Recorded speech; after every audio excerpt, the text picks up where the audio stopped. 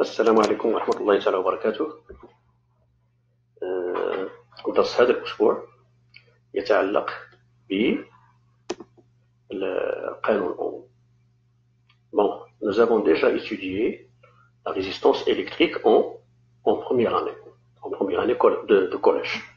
La résistance électrique. Bon, un petit rappel. C'est quoi la résistance électrique?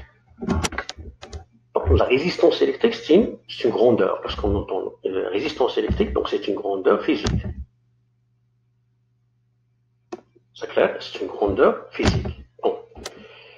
En première année, nous avons vu que les métaux,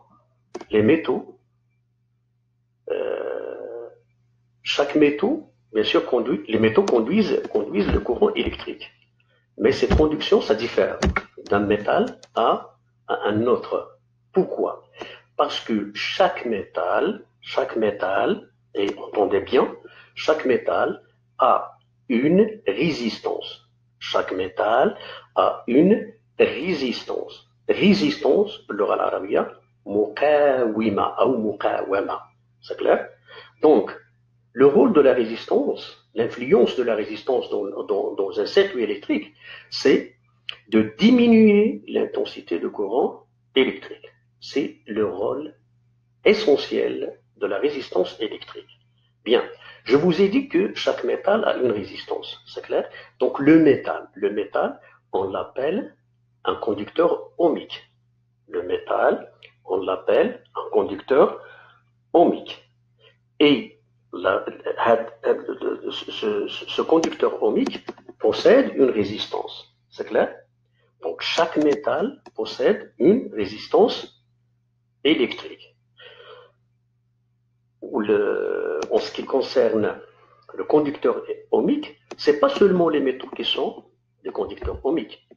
Bon, même la lampe qu'on utilise, c'est un conducteur ohmique. Donc, tout objet qui possède, qui fait diminuer le courant électrique dans un circuit électrique, on l'appelle un conducteur ohmique. Ce conducteur ohmique possède une résistance électrique. C'est clair? Bien. Ceci, c'est en ce qui concerne le rappel. Bien sûr, notre objectif de cette leçon, c'est l'influence de la résistance électrique sur l'intensité du courant électrique. Je vous les ai dit tout à l'heure. L'influence, c'est bien sûr, c'est de faire diminuer l'intensité du courant dans le circuit électrique. La loi d'Ohm, on va la voir, bien sûr. Bon. Le rappel. Donc, qu'est-ce qu'on a ici? On réalise les deux circuits suivants. Donc, le premier circuit, c'est le circuit A. Qu'est-ce qu'on a? On a ici un générateur polarisé, bien sûr, hein, polarisé. Lorsqu'on dit un générateur polarisé, toujours dans le cas de rappel, un générateur polarisé, c'est un générateur qui produit un courant électrique continu. Courant électrique continu. C'est clair? Le courant électrique continu, nous l'avons vu la même chose en première année collégiale. Le courant électrique continu, son symbole c'est DC ou bien égal. Hein, il a des caractéristiques. Le courant électrique continu, il a un sens, il a une intensité et il a une tension. Bien.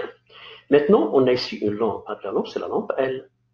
Maintenant, si j'ajoute une deuxième, regardez bien, si j'ajoute un autre conducteur, qu'est-ce que j'ai ici? Un conducteur ohmique. Donc, le conducteur ohmique, il peut être une autre lampe. C'est clair? Il peut être une autre lampe, il peut être un moteur, n'importe quoi. C'est clair? Donc, lorsqu'on ajoute un conducteur ohmique, qu'est-ce qu'on constate? On constate que, regardez bien, l'éclat de la lampe a diminué.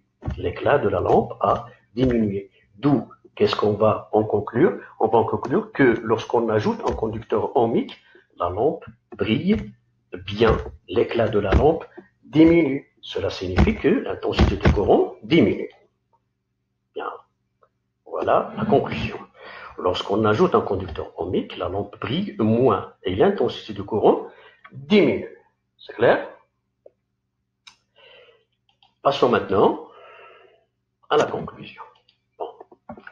Un conducteur ohmique ou résistor, soit on l'appelle un conducteur ohmique ou bien résistor, c'est la même chose, hein? Résistor est un dipôle non polarisé, c'est-à-dire que ces pôles sont semblables, donc ils possèdent deux bornes identiques. Ces deux bornes sont identiques.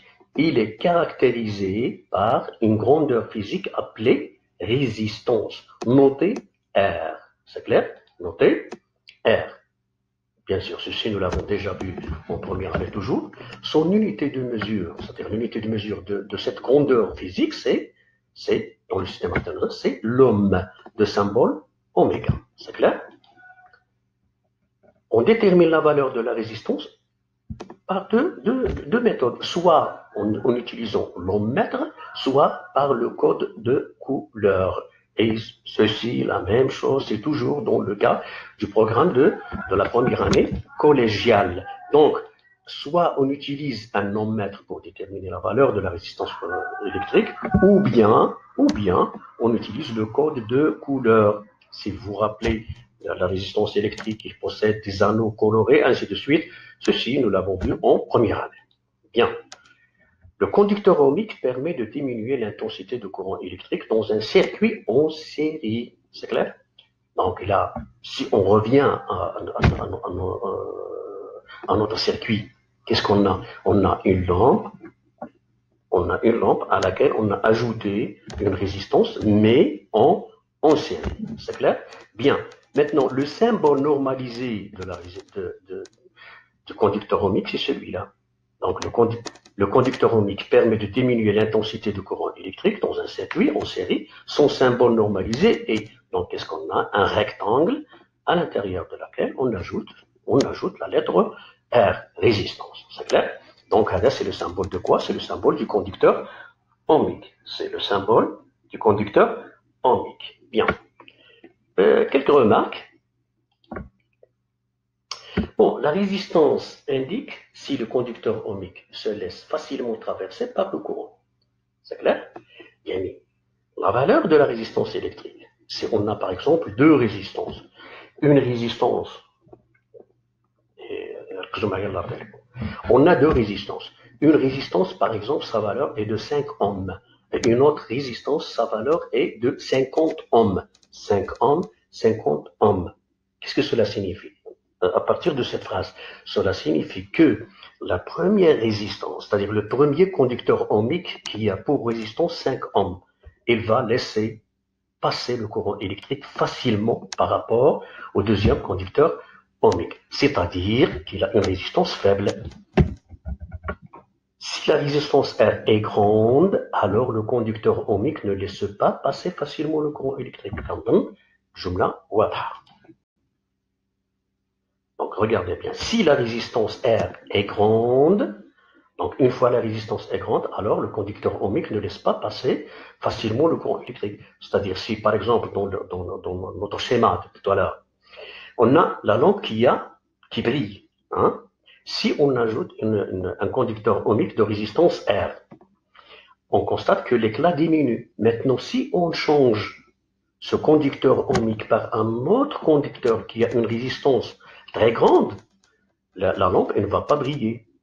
C'est clair? La lampe elle ne va pas briller. Pourquoi? Parce que le deuxième conducteur ohmique qui a une grande résistance électrique, il ne va pas laisser passer le courant électrique. Il va laisser passer un courant électrique qui est très très très faible, qui ne permet pas l'éclat de la lampe.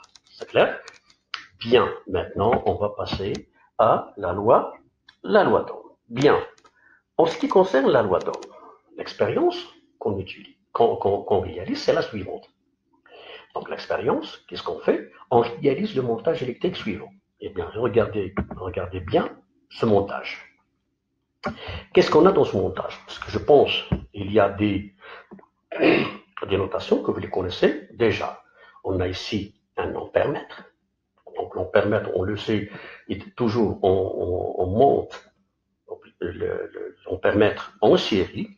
Donc l'ampèremètre a son rôle maintenant dans ce schéma.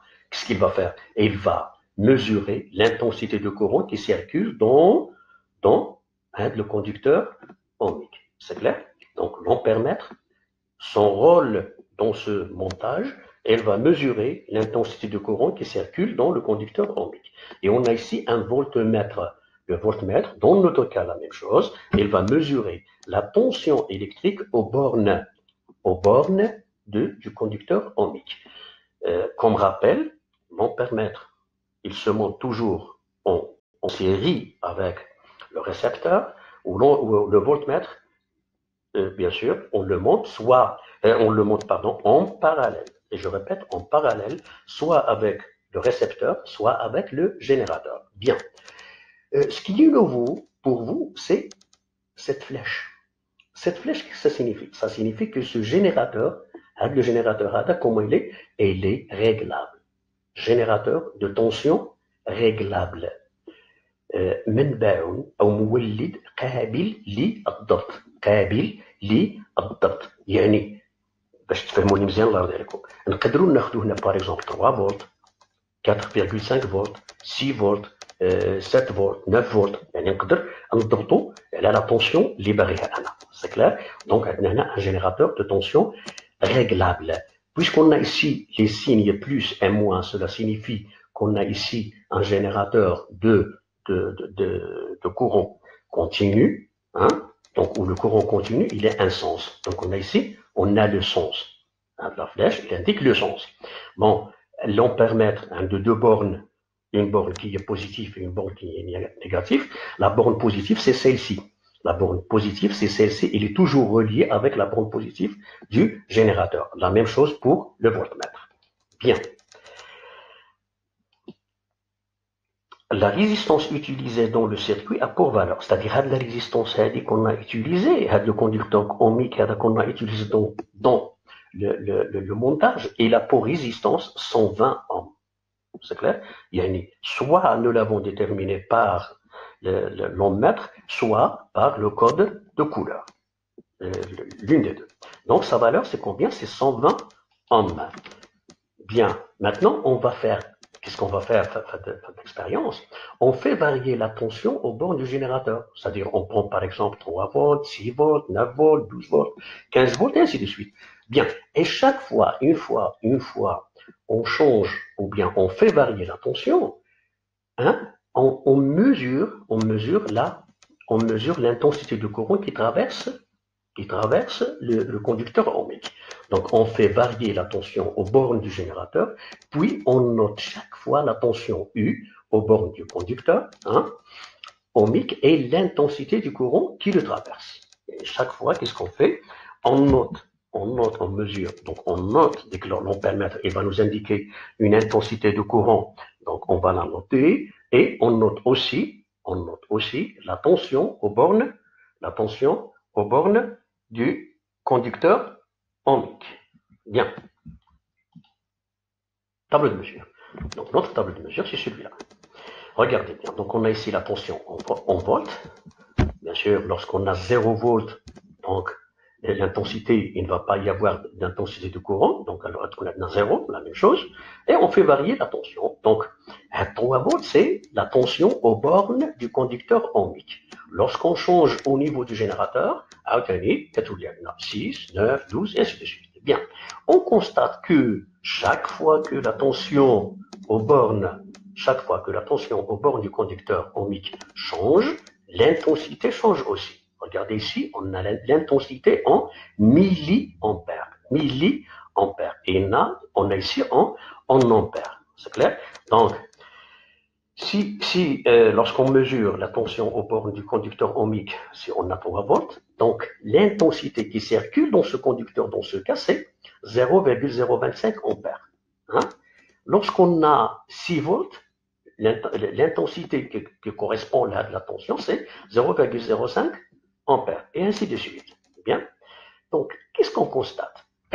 On constate que, hein, regardez bien, on constate que si la tension au bord du conducteur ohmique augmente, la tension augmente. Donc 3, 6, 9, 12, 15. Hein? Donc la tension, qu'est-ce qu'il fait ici? La tension, elle, il augmente. Qu'est-ce qu'on constate? On constate que l'intensité augmente aussi.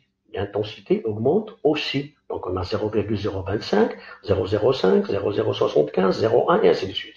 Bien. Donc l'intensité de courant augmente aussi et inversement. Donc à partir de ce tableau, qu'est-ce qu'on constate? On constate que U, lié à la tension, la tension, son symbole c'est U. U est proportionnel. Est proportionnel. Donc U est proportionnel à I. Donc U, c'est la tension, son unité internationale, c'est le volt. I, c'est l'intensité de courant, son unité internationale, c'est l'ampère. Donc à partir du tableau, on constate que U est proportionnel, on constate que U est proportionnel à l'intensité de courant. À partir de ce tableau maintenant, on va tracer la courbe concernant U en fonction de I. Donc le traçage de la courbe, tension U en fonction de l'intensité I. Ceci, vous le savez bien en mathématiques. Donc qu'est-ce qu'on obtient? On obtient ceci. Donc on a ici bien sûr notre repère. Donc ici j'ai 0, 3. Donc dans l'axe des ordonnées, j'ai la tension. Dans l'axe des abscisses, j'ai l'intensité. Et la tension, c'est en volts et l'intensité, c'est en ampères. C'est clair? Donc ton wa, lorsqu'on a ton wa volt, l'intensité, c'est combien? C'est 0,025 ampères. Et ainsi de suite. Donc, les couples, bien sûr. Donc, le couple, c'est quoi? C'est 3,0,025 ampères. Et ainsi de suite. Donc, je continue jusqu'à la fin. Bien. Donc, maintenant, qu'est-ce que je vais faire? Je vais rejoindre les points. Je vais rejoindre les points. Qu'est-ce qu'on constate? On constate, donc, la trait rouge. Qu'est-ce qu'elle représente? Elle représente la courbe de la fonction U égale à f de I. U égale à f de I. Donc, on a ici quoi? De la fonction AD. En mathématiques, comment vous l'appelez? Vous l'appelez une fonction linéaire. Une fonction linéaire. Pourquoi on l'appelle une fonction linéaire? Parce qu'il passe par l'origine du repère. C'est clair? Elle passe par l'origine du repère. Son équation, c'est quoi? Donc, elle va s'écrire sous forme de quoi? De U égale quoi? Égale à 1, une constante égale à A multipliée par I. En mathématiques, qu'est-ce que vous écrivez pour une fonction linéaire? Vous écrivez Y égale à AX. Y égale à AX. Et comment vous appelez des A?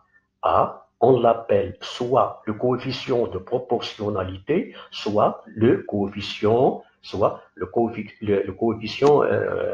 directeur. Donc la courbe est une droite passant par l'origine, d'où U égale à AI. U égale à AI. Équation d'une fonction linéaire. C'est clair? Cette courbe s'appelle la caractéristique du conducteur ohmique. Et la courbe, nous l'avons obtenue à partir des mesures qu'on a bien sûr fait aux bornes pour le conducteur ohmique. Donc cette courbe s'appelle la caractéristique. Donc la courbe, il concerne qui? Il concerne le conducteur ohmique. Donc on l'appelle la caractéristique du conducteur ohmique. مميزة الموصل الأومي. مميزة الموصل الأومي. A, on l'appelle, bien sûr, qu'est-ce qu'on appelle A? A, on l'appelle le coefficient de proportionnalité. Ou bien on l'appelle aussi coefficient directeur. Coefficient directeur, ligne de 2. Bon, maintenant, on va chercher le coefficient directeur. On va le chercher. Donc, A est une constante appelée coefficient de proportionnalité. C'est clair? Donc, A, c'est très simple. Dans le genre de la relation, qu'est-ce qu'on a ici? U égale à A multiplié par I. Donc, qu'est-ce qu'on va faire? On va prendre A. Nous, on va chercher A. Donc, A égale à quoi? Bien sûr, A égale à U divisé par I. A égale à U divisé par I. C'est clair? D'où, pour trouver A, c'est très simple. On prend un élément sur l'axe des abscisses, bien sûr, et on cherche. مثلا ونشوف الكوردوني ديالو اذا غادي نعرفوهم. غادي نعرفوا le coordonnée ou l'abscisse et on divise U par A par I. Donc, calcul de A, coefficient directeur. On prend un point de la courbe et on détermine ses coordonnées. Par exemple, le point M, si on revient la courbe que j'avais fait tout à l'heure, le schéma, si on revient la courbe, j'avais indiqué le point M. Le point M, il a pour coordonner quoi? Le point M, il a pour coordonner 0,1 ampère, 12 volts. 0,1 ampère, 12 volts. Et on a la relation quoi? A égale quoi? A égale à U divisé par I. U, c'est quoi? C'est 12 volts divisé par I, il y a 0,1 ampère. Donc 12 divisé par 0,1. Donc qu'est-ce qu'on obtient? On obtient A égale à 120 volts par ampère. Et je répète, A égale 120 volts par ampère. C'est clair? Bien. Maintenant, si vous vous rappelez, qu'est-ce qu'on a, la remarque juste après l'expérience. Nous avons dit que le conducteur ohmique qu'on a utilisé dans cette expérience a pour résistance R égale 120 ohms. 120 ohms. Et ici, qu'est-ce qu'on a trouvé en ce qui concerne le coefficient directeur? On a trouvé que A égale à 120 volts sur ampère. C'est clair? D'où hein, la valeur obtenue est égale à la valeur de la résistance du conducteur ohmique utilisé.